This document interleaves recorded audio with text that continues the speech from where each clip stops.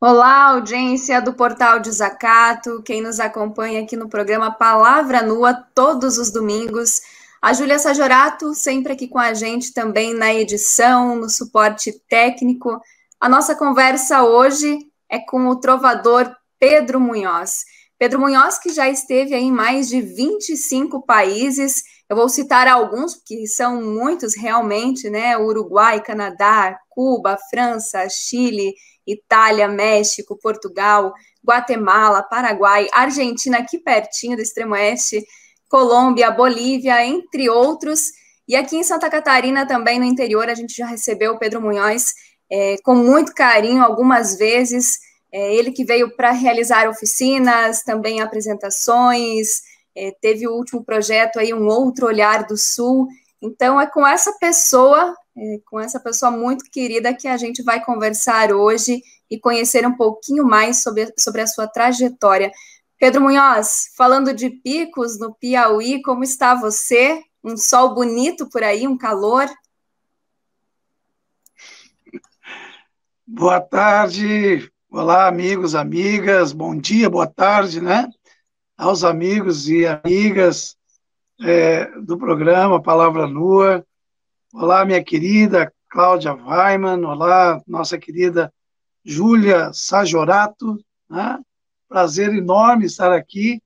E estou aqui diretamente do sertão do Piauí, né? Do interior do município de Francisco Santos, no sítio, né, que é um sítio dos familiares da minha esposa, da minha companheira Josineide. Estamos aqui cumprindo já o 4º mês de isolamento. Eu digo sempre que é o isolamento físico, social, não porque estamos mantendo esse contato, né, Cláudia? Mas estamos aqui obedecendo os protocolos, se é que dá para, por assim dizer, mas estamos mantendo o isolamento e daqui trabalhando, mandando as nossas mensagens, fazendo o nosso trabalho e contatando com as pessoas. É um prazer estar aqui. Que bom, Pedro, que a gente conseguiu nesta semana também te receber, porque na semana passada, infelizmente, tivemos um ciclone aqui pela região sul do país.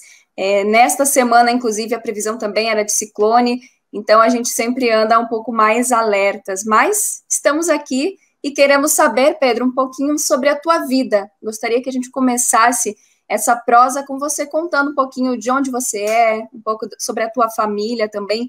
Como que você iniciou nesse cenário musical?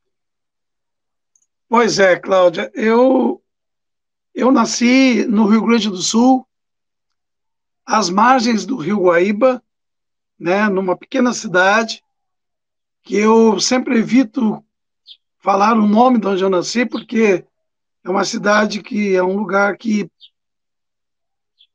me ignora e eu, sinceramente, esqueci o nome dessa cidade, né? Mas, em consideração ao público, em consideração a vocês, né? Eu nasci em Barra do Ribeiro, uma cidade que nós não temos nenhum tipo mais, algum tempo já não temos nenhum tipo de contato, exatamente por uma série de questões que eu, enfim, não gostaria de trazer aqui. Mas tive uma infância muito bonita às margens do Rio Guaíba, porque o lugar é um lugar muito bonito, é um lugar às margens do Rio Guaíba. Ali eu iniciei a minha vida estudando em colégio municipal, uma escola municipal. Depois, pelas questões políticas do meu pai, questões que ele, evidentemente, combatia e lutava, era vereador nesse momento, combatia a ditadura civil-militar instaurada no Brasil de 64 a 85, um período muito difícil. Tivemos que sair dali, ir para Porto Alegre, meu pai escondido, enfim, preso, aquelas situações que muita gente nesse período viveu.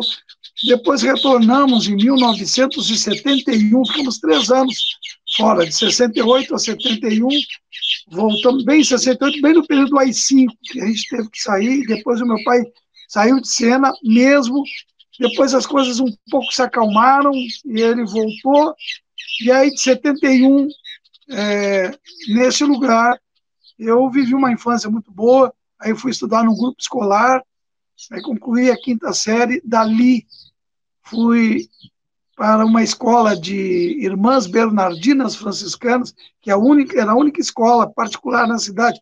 Quando tu terminava a quinta série, ou tu ia estudar fora, ou tu deixava de estudar, ou tu ingressava no ginásio São José.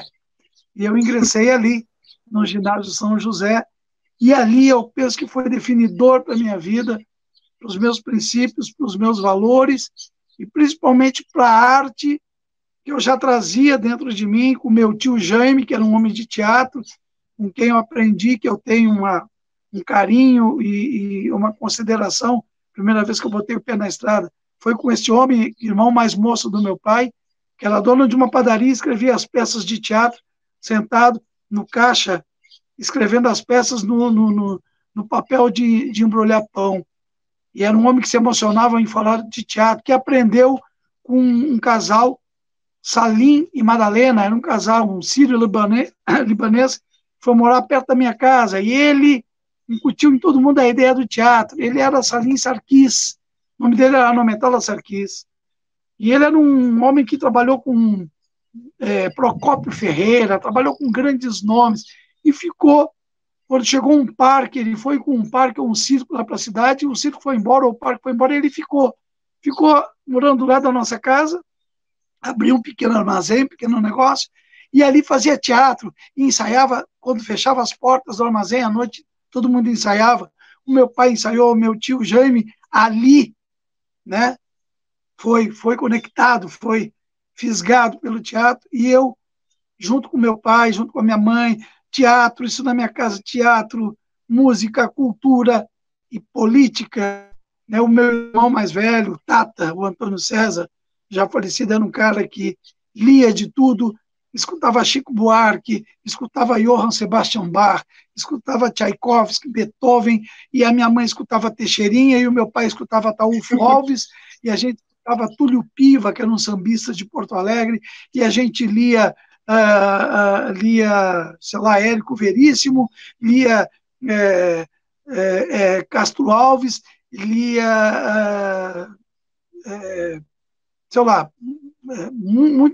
muita gente, Fernando Pessoa, e muitos poetas que fizeram parte da minha história, né? Então,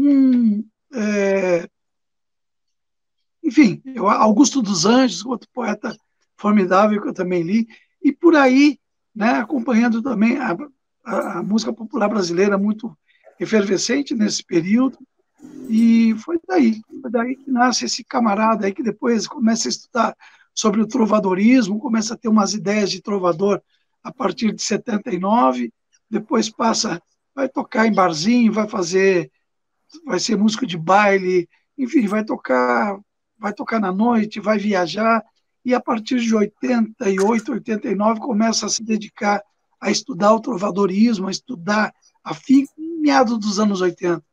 E em 90 resolve que era o momento dele começar a fazer algumas coisas e encaminhar a sua vida rumo ao que eu sempre sonhei, ao que eu sempre quis fazer, que era música, ser um compositor, ser o intérprete das minhas coisas, e escrever poemas, e escrever contos, e pequenas peças teatrais, e fiz jingle também, né? Trabalhei em agência de publicidade, fiz muito jingle de comercial, jingle político, enfim, trabalhei por tudo isso. Fui garçom, vendi carnê de porta em porta, trabalhei em loja, viajei de carona, enfim, de tudo um pouco, eu acho que fiz e faria tudo outra vez. Muito bem, Pedro. Eu gostaria que você conceituasse para a gente um pouquinho sobre o trovador, né? O que é a trova. Tem outros termos que você costuma utilizar muito também nas redes sociais que a gente acompanha, que é o cantautor. Então, se você pudesse explicar para a nossa audiência também o significado desses termos. Pois é, o trovadorismo, né, é uma história, tem os aedos na Grécia, muito antes lá do século 10, 11, quando surgem os primeiros menestréis, os primeiros bardos, os primeiros jugulares, né? E os trovadores, que, na verdade, são eles, eram caminhantes, eram cronistas, eu diria, né? De um tempo, e contavam as histórias, eram caminhantes, passavam de reino em reino, de lugar em lugar, levando as histórias de um lugar ao outro. Só que tinha um pequeno instrumento, acompanhado de um instrumento, e contavam essas histórias. Em um dado momento, não se sabe quem foi, né? Se foi ele ou se foi ela. Normalmente isso era um ofício mais de trovadores, de caminhantes, de homens. Alguém resolve transformar a contação dessa história, porque eram contadores de história, começam a cantar, fazer a palavra se tornar a fala cantada, né? E aí é longo porque também começam a surgir as formas de escrever, né? Essas formas que nós temos hoje, até hoje, dos versos, das rimas, das métricas, né? E a canção, basicamente, ela veio por aí, né? Ela tem ela, na parte ocidental do mundo, começa a ganha esse formato, né? E são os trovadores, são os menestréis, são os bardos, são as troupes, né? Que faziam parte de grandes, que eram artistas que andavam em grupo, que faziam malabarismos, peças de teatro e também faziam seus cantos. Depois os trovadores começaram a andar mais solitariamente. Muitos deles eram e tinham uma certa proteção, inclusive da igreja na época, né? Depois vieram, então, os trovadores eram tidos um pouco na classe, no nível desses artistas um pouco mais elevados, porque tinham a proteção da igreja. Em determinado momento deixaram de ter essa proteção, né? Mas eram caminhantes, eram como os menestréis, como os bardos, né? E trabalhavam, caminhavam de reino em reino, e todo mundo perguntava, mas e aí, viviam de quê? Viviam do seu canto, né? Do que arrecadavam, que ganhavam em alguma moeda. Quando chegavam em algum reino, eles iam direto para o castelo da cozinha, para a cozinha do castelo, perdão, né? Normalmente para tentar alguma comida, algum alimento. E, claro, ali também se reuniam, né, o bobo da corte, os serviçais, melhor, né, do castelo, e ali rodava na cozinha todos os tititis, né, do reino. Isso era escutado por essas pessoas que transformavam isso em canções, né? De repente, algum malfeito do rei, alguma traição, e isso era contado, ele transformava isso em história e levava isso para outro lugar. E isso, evidentemente, que os reis, né, os príncipes, os duques, não gostavam dessas histórias, né? Não gostavam.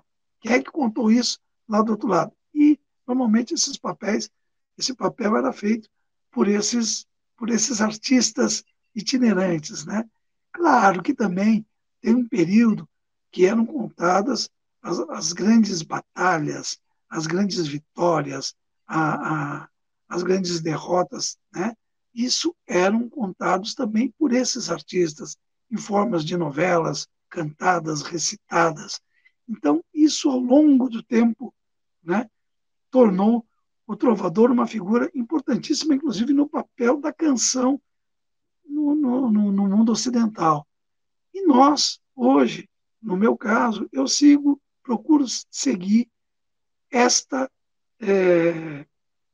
esta linha de trovadoresca. Se me importa muito se tem que ter disco, se vou gravar, se vou fazer, não me importa. É a canção, a palavra cantada, porque a palavra, para um trovador, o texto ele é muito importante, o conteúdo é muito importante, assim como, evidentemente, a parte da forma musical, de como se acompanha, como canta, evidentemente que isso tem um valor muito grande. Agora, o texto, o conteúdo, ele é muito importante, porque ele também não só informa, ele também tem o compromisso, hoje em dia, de formar, de trazer novos ouvintes, de trazer novas propostas, de trazer novos ambientes e de trazer também, por que não, novas alternativas para a sociedade, e ainda mais esta sociedade que nós vivemos. Pedro, dentro desse contexto da palavra cantada, né? Quem são os músicos, enfim, com quem você já esteve, que foram influências tuas ou que ainda são as tuas influências? Inclusive, para o pessoal que quiser acompanhar o Pedro Munhoz no palco MP3, tem vários dados, né? E eu encontrei Sim. até num dos releases ali que o Pedro ele faz parte do projeto Canto de Todos. Eu gostaria que você mencionasse, falasse um pouquinho sobre isso também, que é coordenado pelo trovador cubano Vicente Feliu, né, um dos fundadores da nova trova cubana nos anos 60. Então, se você pudesse contextualizar isso, Pedro. Bom, primeiro eu esqueci de te responder o que é o cantautor. Cantautor é uma palavra em espanhol que é aquele que canta o que compõe, né? É o compositor que canta, é cantautor, canta o que ele faz, né? O projeto Canto de Todos, de Cuba, é um projeto muito importante, porque reúne os trovadores e trovadoras, cantadores e cantadeiras, como a gente diz aqui no Nordeste, de toda a América Latina, né? Eu, juntamente com mais alguns trovadores aqui no Brasil, tenho o grupo Unaméricas, se eu não me equivoco, no Rio Grande do Sul. Eu fui o primeiro trovador a fazer parte desse grupo no Brasil, fui o primeiro trovador, né? Hoje, não saberia dizer, acho que o Unamérica, sim, tem alguns convidados muito importantes também, como o Raul Elvanger, que é uma grande figura que já teve músicas gravadas pela Elis Regina, que traduziu Eu Só Peço a Deus, do Leão Gieco, argentino, quando a gente canta Eu Só Peço a Deus. Isso foi traduzido pelo Raul Elvanger, que também tem uma aproximação muito grande do Canto de Todos, que foi pensado, gestado e coordenado, e é coordenado pelo Vicente Feliu, que é um dos fundadores da nova trova cubana, né? Que foi um movimento que influenciou e influencia hoje toda a América Latina e os compositores, cantores, cantoras, intérpretes do continente, não só do continente, do mundo. Vicente Feliu, Noel Nicola, Silvio Rodrigues, Pablo Milanés, né? E outros nomes de grande importância dentro da música latino-americana estão também gestaram tudo isso. Só que o Vicente Feliu, né, encabeçou o Canto de Todos, e em 2004 eu estava no Chile fazendo uma série de apresentações a convite do movimento de esquerda revolucionário, o MIR, que naquele ano comemorava 30 anos do assassinato do seu secretário-geral, Miguel Henríquez. E aí eu cantei, inclusive, no ginásio de esportes onde torturavam na época do Pinochet, onde Vitor Jara foi assassinado. Ali teve um grande show no dia 8 de outubro de 2004. E aí estava Vicente Feliu e me viu cantar. Quando eu desci do palco, ele veio e parecia que nos conhecíamos há muito tempo. Nos abraçamos fortemente. Mi querido hermano, Pedro, né? Aquela coisa lindíssima. E eu emocionado, imagina uma figura, né? E aí também estava presente o Pablo Milanés, e eu me emocionei, fiquei muito emocionado, e aí saímos dali e começamos a conversar, e dali nasceu uma grande amizade, assim, olha, de hoje em diante eu quero que tu faças parte do grupo Canto de Todos, e quero que, inclusive, tu coordene o grupo, o projeto Canto de Todos no Brasil. Aí, a partir dali, eu comecei a trabalhar com o Canto de Todos, aí nos reunimos, de tempos em tempos, sempre a gente se reúne para fazer um debate sobre a música popular latino-americana, sobre as questões da América Latina, como nós estamos enfrentando agora, e também para fazer uma rodada de apresentações. Então, a gente já fizemos isso no Brasil, já fizemos na Argentina, já fizemos no Equador, já fizemos no Paraguai, já fizemos em Cuba, né? Sempre aí, às vezes não dá para reunir todo mundo, porque são 36 países, né, incluindo o Caribe, imagina, às vezes não dá, mas 10, 12, 15 trovadores e trovadoras nos reunimos, né, e ali fazemos encontros de debate, reunimos a mídia internacional, reunimos o público interessado no país e também nos reunimos para ver algumas diretrizes de como é que estamos trabalhando, né? O Canto de Todos é mais ou menos isso. É muito mais uma bandeira de luta do que uma ata firmada e assinada no final, no final do Entendi. encontro. Tá certo. Olha, que importante saber disso, Pedro. Pedro, eu gostaria de remeter essa próxima pergunta, à década de 80, que me parece que foi um período bastante marcante para a teologia da libertação e também para a organização social, né, da classe trabalhadora. Foi um momento muito forte, assim. Você acha que esse período ele contribuiu assim para que você pudesse também levar esse cantar, levar essas palavras para todos esses lugares? Como que tu analisa assim dentro do cenário musical? Qual que foi o período que mais se pôde caminhar com essa trova? Cláudio, eu penso que todos os momentos da vida, desse processo de luta que nós temos nos últimos 50 anos, debaixo deste guarda-chuva do capitalismo, não existe bons momentos, existe menos ruim, menos pior e pior, né? Menos pior e pior. Eu penso que a teologia, em especial, outro dia me perguntavam sobre o papel da igreja na luta social do Brasil. A igreja tem um papel fundamental. Eu penso que a igreja, em muitos momentos, ensinou a prática da luta, né?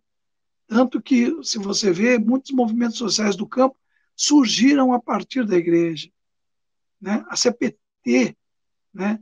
As comunidades eclesiais de base, né? Foram sempre fundamentais nesse processo de aproximação com o povo, né? Tanto na cidade, quanto no campo, tanto no campo quanto na cidade, né? Quantos religiosos e quantas religiosas deram a vida, né, por esta luta? Eu penso que sim, os anos 70 e 80, né, a teologia da libertação teve um papel fundamental, tanto que muitos movimentos sociais e muitos sindicalistas, né, muitos líderes de sindicatos, líderes que tornaram-se líderes nacionais, reconhecidos nacionalmente, saíram daí, saíram das pastorais da igreja, saíram da teologia da libertação, né? Muito embora podem até hoje não estar militando nessas fileiras, mas saíram daí, né? E muitos artistas também, né? Então é difícil falar da luta social, da luta da classe trabalhadora no Brasil, sem tocar neste ponto, sem mencionar o que eu acabo de dizer. Eu penso que fundamental. Os períodos sempre foram piores, menos piores. Teve um período muito difícil que a gente enfrentou, que foi um período, eu lembro bem, assim, eu lembro quando eu estava no Rio Grande do Sul, teve um período do Fernando Henrique, que alguns canais, uma rede de televisão, aí no Sul, ligada à Rede Globo, tinha uma lista de pessoas, de artistas que não podiam tocar, que não podiam ser convidados. E eu lembro que na região onde esse grupo regional retransmite a Rede Globo, eu era o único na lista, de uma lista que era uma lista que não era uma lista, era um nome só, que não era convidado para nada, que era o meu. Eu ria muito, que falavam de uma lista. Eu disse, mas que lista? Não existe lista, existe um nome. Lista quando são vários. Então, tudo isso a gente passou, né? Quantas coisas a gente passou. Eu ainda sou da época eu fazia teatro, uma época, nos anos 70, que eu lembro que do meu tio Jaime, que eu acabo de citar, eu participei de alguns festivais de teatro. A primeira vez que eu botei o pé na estrada, Cláudio, foi em 1978. Eu era um menino com 17 anos que sonhava exatamente igual o que eu sonho hoje, quando eu vou cumprir 60 anos. Né? O meu brilho nos olhos ele não mudou, ele só aumentou. né? E eu lembro que a gente tinha que fazer uma apresentação só para censura. A gente ia fazer aí fazia uma apresentação para censura. Então, a peça ia estrear daí a 15 dias antes vinha 3 censores, sentavam e tu montava a peça tal qual tinha que ser. E aí, no final, tu recebia um certificado de liberação da censura. Eu passei por isso. Eu lembro uma vez que eu fui cantar, quem é do Rio Grande do Sul deve lembrar do festival FEEC, eu acho que era Festival Estadual Estudantil da Canção, em 3 de maio, né, lá na divisa com a Argentina. Eu lembro que a gente era organizado por um colégio chamado Vicente Pacelli, ou Vitor Pacelli, uma coisa assim o nome do colégio. E eu lembro da Polícia Federal entrando para revistar os alojamentos, né? Isso em 79, né? E tinha também o carimbo em todas as letras das canções que iam participar, né? E nesse período, tu imagina, eu era um menino, eu tinha 18 anos, entende, eu gostava, como até hoje, outro dia eu escrevi todos os dias, quem quiser me acompanhar no Instagram, tem lá eu faço um pequeno poema, né? Eu sempre digo, a vida é boa demais para que a vida nos leve, para que a morte nos leve, né? Mas não seria justo não oportunizá-la, alguma coisa assim, para quem está chegando, né? Eu acho isso, a vida é linda demais, mas seria uma injustiça muito grande não deixar a morte me levar e não possibilitar que outros e outras venham desfrutar das mesmas coisas, dos mesmos erros que eu fiz, né? das mesmas mancadas que eu dei, né? Das mesmas furadas que eu dei, né? E que me fez maior, e que me fez forte, e que me faz acreditar na vida, e que de vez em quando me faz acertar. Olha só. E que demore muito, né, para chegar esse momento, né, Pedro? Pedro, Sim, demora. Gostaria que você falasse um pouquinho sobre um outro olhar do Sul. A gente tem aqui algumas fotografias também desse projeto que foi realizado aqui no interior de Santa Catarina. Então, até para o pessoal aqui matar um pouquinho a saudade desses momentos, eu vou pedir para a Júlia mostrar algumas fotografias e, se você quiser, ir falando um pouquinho sobre esse projeto, o que é esse Um Outro Olhar do Sul, né? Existe um outro olhar do Sul, que olhar é esse? Olha, Cláudia, Um Outro Olhar do Sul eu tenho um carinho muito grande e me emociona, né? Porque antes da jornalista que está aí me entrevistando, tem uma amiga, né? Uma grande companheira, Cláudia Weiman, companheira do Pedro Pinheiro, né? E que esse projeto foi construído, né? Junto também está a Julinha, né? A Júlia Sajorato e outras pessoas, né? Que eu lembro assim. Eu vou deixar com vocês três, porque vai faltar nome, né? De tantas pessoas que se envolveram num projeto tão bonito, nascido, né? Aí em São Miguel do Oeste, né? Na cozinha, a gente conversando, a gente resolveu vamos, eu fui para fazer algumas apresentações com Pedro Pinheiro, né? E da cozinha da casa nasceu daí, né? Da cozinha da casa, né? A gente, através de uma canção, que eu lembro bem, mas como é que a gente faz uma canção? Não, vamos fazer uma canção, vamos fazer agora. E através daquela canção, que foi uma reflexão, né? Nós ficamos refletindo, conversando, e conversando através daí nasceu o projeto Um Outro Olhar do Sul, com a canção, e depois eu fui para casa, escrevi um poema, dias depois escrevi um poema, né? Autocrítica é o nome do poema, e eu sei que esse projeto ele acabou também movimentando, levando as pessoas a refletir, levando as pessoas a saber que a vida é muito mais além do que trabalhar das 8 às 6 da tarde, fechar a gavetinha do escritório ou da repartição onde trabalha e ir embora para casa, e o mundo não.